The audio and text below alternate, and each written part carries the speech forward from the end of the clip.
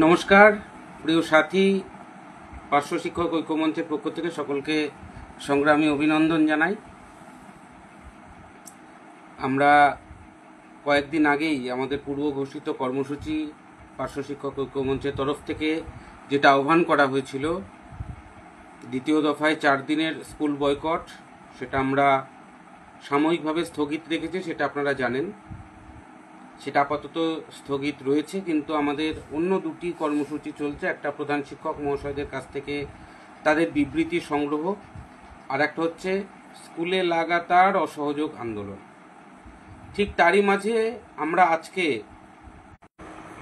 দুপুরের ঠিক পরে দেখলাম যে মাননীয় মুখ্যমন্ত্রী এক ফোন বার্তার মাধ্যমে সমস্ত মিডিয়ার সামনে তিনি যারা অযোগ্য বলে বিবেচিত হয়েছে সুপ্রিম কোর্টের রায় অনুসারে, সেই গ্রুপ সিডি শিক্ষাকর্মী যারা স্কুলের সঙ্গে যুক্ত, তাদের চাকরিতে বহাল রাখার জন্য আবারও তাদেরকে একটা নির্দিষ্ট ভাতা তার ব্যবস্থা করলেন। যুক্তি কি না, তাদের সামাজিক নিরাপত্তা দেওয়া। তাদের অনেকেরই প্রচুর টাকার লোন আছে, তাদের অনেকের বাবা মা অসুস্থ, তাদের প্রচুর টাকার ওষুধ কিনতে হয়। এক কথায় তাদের যে সমস্যা, অর্থনৈতিক সমস্যা, সেটা মোকাবিলা করা। সত্যি কথা বলতে সে বিষয় নিয়ে আমাদের অর্থাৎ পার্শ্ব শিক্ষকদের কোনো পক্ষপাতিত্ব বা বিরোধিতা সেরকম কিছু নেই। যেটা আছে সেটা হচ্ছে বেশ কিছু প্রশ্ন। এই সমস্ত কর্মচারীরা নিযুক্ত হয়েছিল 16 সালের পরে এবং অনেকটা পরে।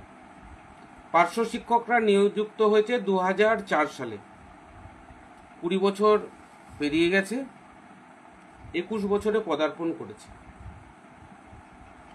তাদেরও বাবা মা আছে, তাদেরও সংসার আছে, তাদেরও সন্তান আছে, তাদেরও বাবা মায়ের ওষুধ কিনে দিতে হয়, তাদেরও সন্তানদেরকে পড়াশুনো করাতে হয়। একজন গ্রুপ সিডি কর্মী যাদের চাকরি চলে গেছে, তাদের সমস্যা থেকে পার্শ্ব শিক্ষকদের সমস্যা কোনো অংশে কম নয়, বরং কোনো কোনো ক্ষেত্রে অনেকটা বেশি। তারা আজকে 20টা বছর এই রাজ্য সরকারের ছাত্রদেরকে পড়াশুনো করিয়ে রাজ্য সরকারের স্কুলগুলোতে ছাত্রদেরকে ধরে ধরে নিয়ে এসে তাদেরকে শিক্ষার আলোয় আলোকিত করেছে। মাননীয় মুখ্যমন্ত্রীর মুখ উজ্জ্বল করেছে, এ বাংলার মুখ উজ্জ্বল করেছে। এ বাংলাকে বারবার 1 নম্বরে নিয়ে গেছে। যে পার্শ্ব শিক্ষকরা, একটিবার তাদের কথা মনে পড়লো না মাননীয়ার? আমরা তো বারবার তার কাছে আবেদন করেছি, তার দুয়ারে আমরা বারবার গিয়েছি, তবুও তার এই পার্শ্ব শিক্ষকদের কথা মনে পড়ল না। যে পার্শ্ব শিক্ষকরা সকাল 10:30 থেকে বিকেল 4:30 পর্যন্ত স্কুলের জুতো সেলাই থেকে চণ্ডীপাঠ সবটা দায়িত্ব নিয়ে করে। আমি মাননীয় মুখ্যমন্ত্রীর কাছে অনুরোধ করব, আপনি হয়তো চেষ্টা করবেন আগামী কয়েকদিনের মধ্যেই আপনার যে অযোগ্য, তথাকথিত অযোগ্য, সুপ্রিম কোর্টের রায় অনুসারে, তাদের মধ্যেও অনেকেই যোগ্য থাকতে পারে, সে বিষয়ে আমি বিতর্কে যাচ্ছি না, তাদেরও হয়তো এরকমই একটা ব্যবস্থার কথা ঘোষণা করবেন।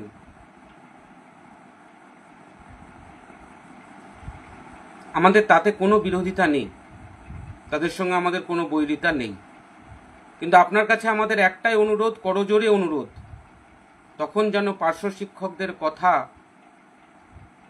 আপনার মনে পড়ে। ঠিক যেমনভাবে আপনার মনে পড়েছিল 2009 সালে, ঠিক যেমনভাবে আপনার মনে পড়েছিল 2011 সালে বিধানসভা নির্বাচনের আগে প্রত্যেকটা জনসভায় আপনি ঠিক যেমনভাবে প্যারা টিচারদের কথা স্মরণ করতেন, ঠিক সেরকমভাবেই যেন আরেকটিবার মনে পড়ে যে পার্শ্ব শিক্ষকরা আজকে না খেয়ে অনাহারে বিনা চিকিৎসায় মারা যাচ্ছে। তাদের মধ্যে অনেকে আত্মহত্যার মতো ভিন্ন পথ বেছে নিচ্ছে। সেই মৃতপ্রায় পার্শ্ব শিক্ষকদের কথা যেন আপনার মনে পড়ে, সেই আবেদন আমি আপনার কাছে রাখছি। আপনার সঙ্গে আমাদের সত্যিই কোনো বিরোধ নেই।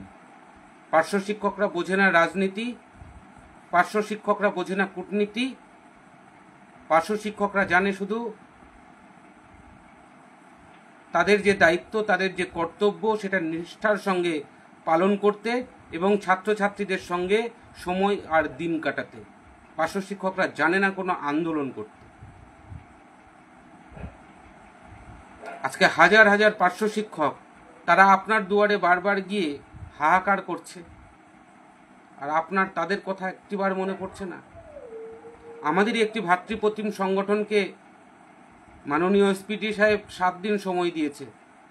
আমি আপনার কাছে করজোড়ে অনুরোধ করব, সেই 7 দিনের মধ্যে যেন পার্শ্ব শিক্ষকদের ভবিষ্যৎটা বদলে যায়। সেই সময়সীমার মধ্যে যেন পার্শ্ব শিক্ষকদের কথা আপনার মুখ থেকে বেরোয়। 2011 সালে একজন পার্শ্ব শিক্ষকও আপনার বিরোধিতা করেনি, তারপরেও করেনি। আপনার মানবিক রূপ, মানবিক মুখ দেখতে আজও পার্শ্ব শিক্ষকরা মুখ চেয়ে আছে, পথ চেয়ে আছে। তারা দিনের পর দিন, ঘন্টার পর ঘন্টা নিউজ চ্যানেলের সামনে বসে থাকে, কখন মাননীয় মুখ্যমন্ত্রী পার্শ্ব শিক্ষকদের ভাতা বৃদ্ধির কথা বা তাদের বেতন কাঠামোর কথা, মাননীয় মুখ্যমন্ত্রীর দেওয়া প্রতিশ্রুতির কথা তিনি স্মরণ করবেন এবং সেটা ঘোষণা করবেন, সেই অপেক্ষায় তারা থাকে। আজও তারা আপনারই পথ চেয়ে রয়েছে। তাই মাননীয় মুখ্যমন্ত্রীর কাছে আমার করজোড়ে নিবেদন,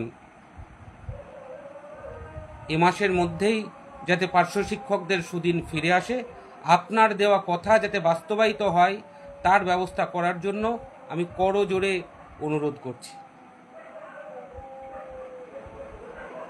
আপনারা অনেকেই বলেন যে আন্দোলন করে নাকি কিছু হয় না, এবং আন্দোলন করেছি বলেই নাকি আমাদের হয়তো তেমন কিছু হয়নি। আজকে যে ঘোষণাটা হয়েছে সেটাও কিন্তু একটা আন্দোলনের ফল। 15 দিনের মধ্যে চাকরি চলে যাওয়া এবং সুপ্রিম কোর্টের রায়ে চাকরি চলে যাওয়া, সেই চাকরি ফেরত নিয়ে এসেছেন মাননীয় মুখ্যমন্ত্রী, সেটাও কিন্তু আন্দোলনেরই ফল। তারা আজকে 100% নামতে পেরেছিল বলে আজকে তাদের দিকে তাকাতে বাধ্য হয়েছে সরকার। যারা এখনো অযোগ্য শিক্ষক হিসাবে, আমি আবারও বলছি, প্রমাণিত নয়, তাদের জন্যও দিদিমণি প্রস্তুত রয়েছেন। এবং সেই খবর আমরা পেয়েছিলাম, আর সে পেয়েছিলাম বলেই আমরা কিন্তু সেই সময়ে 3 দিনের স্কুল বয়কট ডেকেছিলাম। আজকে সেটা বাস্তবায়িত হলো, আপনারা দেখছেন। আমাদের লক্ষ্য হচ্ছে এটাই, যে পার্শ্ব শিক্ষকদের বাদ দিয়ে যদি শুধুমাত্র অযোগ্য শিক্ষকদের জন্য যদি কিছু ঘোষণা হয়, সেটা কিন্তু খুব ভালো হবে না। তাই আমি মাননীয় মুখ্যমন্ত্রীর কাছে করজোড়ে অনুরোধ করব, এই শিক্ষক কুলকে বাঁচান, এই শিক্ষক সমাজকে বাঁচান, শিক্ষা ব্যবস্থাকে বাঁচান। কারণ শিক্ষা ব্যবস্থার একটা বিরাট অংশ জুড়ে রয়েছে পার্শ্ব শিক্ষকরা।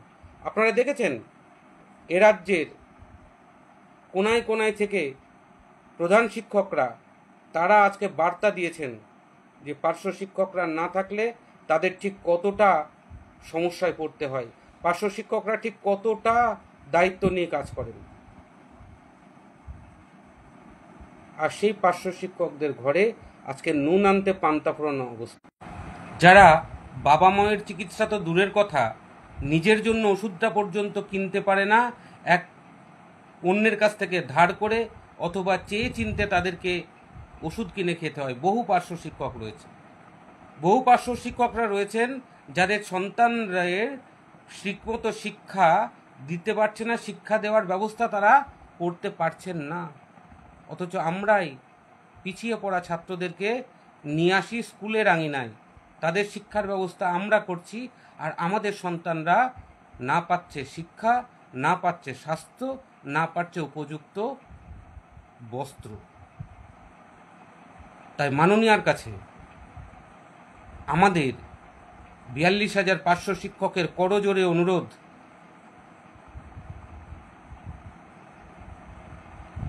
আপনি আমাদের দিকে তাকান, আপনার মানবিক মুখ যেমন অন্যরা দেখতে পেয়েছে, আপনার অনুপ্রেরণায় তারা অনুপ্রাণিত হয়েছে, আমরাও চাই আপনার সেই মানবিক মুখ দেখতে। আমরাও অপেক্ষায় আছি আপনার সেই মানবিক মুখ দেখার জন্য। আমি আবারও বলছি, আপনার সঙ্গে আপনার সরকারের সঙ্গে, মা মাটি মানুষের সরকারের সঙ্গে পার্শ্ব শিক্ষকদের কোনো বিরোধ নেই।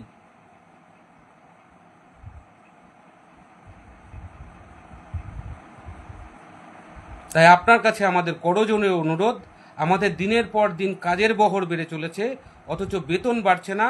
একদিকে দ্রব্যমূল্য বৃদ্ধি চরম আকার ধারণ করছে, প্রতিদিন প্রতিনিয়ত প্রত্যেকটা জিনিসের দাম বাড়ছে, আর পার্শ্ব শিক্ষকদের বেতন কমে যাচ্ছে। আপনি অবিলম্বে হস্তক্ষেপ করুন এবং আপনার হস্তক্ষেপের মধ্যে দিয়েই রাজ্যের 42,000 পার্শ্ব শিক্ষক, মৃতপ্রায় পার্শ্ব শিক্ষক, তারা বেঁচে উঠুক। আমি মাননীয় মুখ্যমন্ত্রীকে বলেছি, অনুরোধ করেছি, লিখিত জানিয়েছি যে রাজ্যের 42,000 পার্শ্ব শিক্ষক আপনার সরকারের পাশে আছে।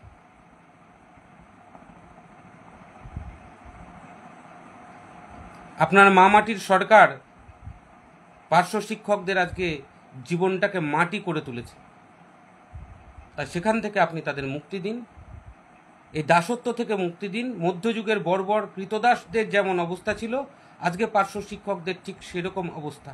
পার্শ্ব শিক্ষকদের কোনো সামাজিক মর্যাদা নেই। আপনি আজকে একটা অংশের কথা ভেবেছেন, তাদের সামাজিক মর্যাদা দেওয়ার চেষ্টা করেছেন, কতদূর পারবেন আমি জানি না। আপনি ঠিক একই রকমভাবে পার্শ্ব শিক্ষকদেরও সামাজিক মর্যাদা দেওয়ার চেষ্টা করবেন, এই আবেদন আজ আপনার কাছে রাখছি এবং করজোড়ে মিনতি করছি। আপনি নিশ্চয়ই পার্শ্ব শিক্ষকদের আপনার দেওয়া প্রতিশ্রুতি আপনি পালন করবেন। পার্শ্ব শিক্ষকদের জীবনে আবার সুন্দর দিন আপনি এনে দিতে পারেন, আপনি এনে দেবেন, এই আর্জি আপনার